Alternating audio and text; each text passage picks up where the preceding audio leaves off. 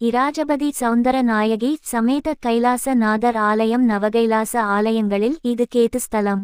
தென்காளஹஸ்தி தலமாக போற்றப்படுகிறது. அமைவிடம் இந்த திருக்கோயில் தூத்துக்குடி மாவட்டத்தில் உள்ள ராஜபதி என்ற ஊரில் அமைந்துள்ளது. திருச்செந்தூர் தூத்துக்குடி சாலையில் உள்ள குறும்பூர் என்ற ஊரிலிருந்து ஏரல் செல்லும் வழியில் 4 கிலோமீட்டர் தொலைவில் அமைந்துள்ளது இராஜபதி கைலாசநாதர் கோவில். இறைவியின் திருநாமம் சௌந்தர்ய நாயகி. இச்சிவாலயம் நவகைலாயங்களில் 8வது தலம். ஆலய அமைப்பு ராஜபதி ஆலயம் தற்போது முழு அளவில் புனருத்திரானம் செய்யப்பட்டு அழகிய முறையில் வடிவமைக்கப்பட்ட புதிய 5 நிலை ராஜகோபுரத்துடன் உள்ளது. ஆலயம் உள் நுழைவில் சூரியன் சந்திரன் உள்ளது. கொடிமரம் பலிபீடம் நந்தி உள்ளன. கிழக்கு முன் பகுதியில் கண்ணப்ப நாயனாருக்கு 4 ஒன்றின் கீழ் 2 அடி உயரத்தில் தனி சன்னதியுள்ளது. மிருகசீரிடம் நட்சத்திரத்தன்று இவருக்கு சிறப்பு அபிஷேகங்கள் நடைபெறுகின்றன.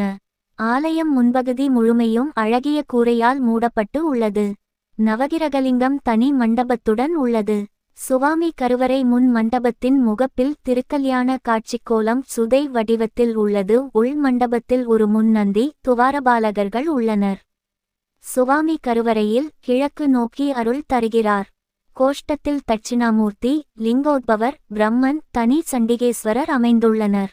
பிரகாரத்தில் 63 நாயன்மார்கள் தொடர்ந்து கேது விநாயகர் மற்றும் கேதீஸ்வர் கௌரி அம்மை அமைந்துள்ளனர்.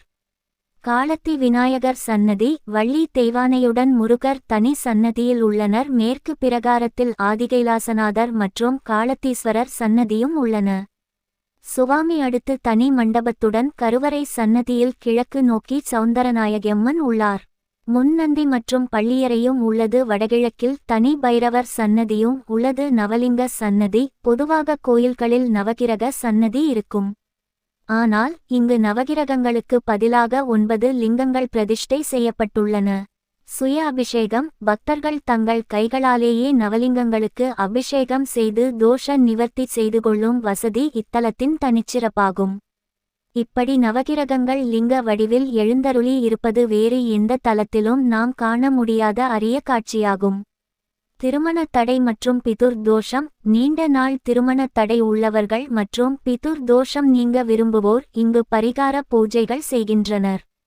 மரண பயம் மற்றும் நரம்பு வியாதிகள் நீங்கவும் நரம்பு சம்பந்தப்பட்ட நோய்கள் குணமாகவும் இத்தல வழிபாடு சிறந்ததாக கருதப்படுகிறது.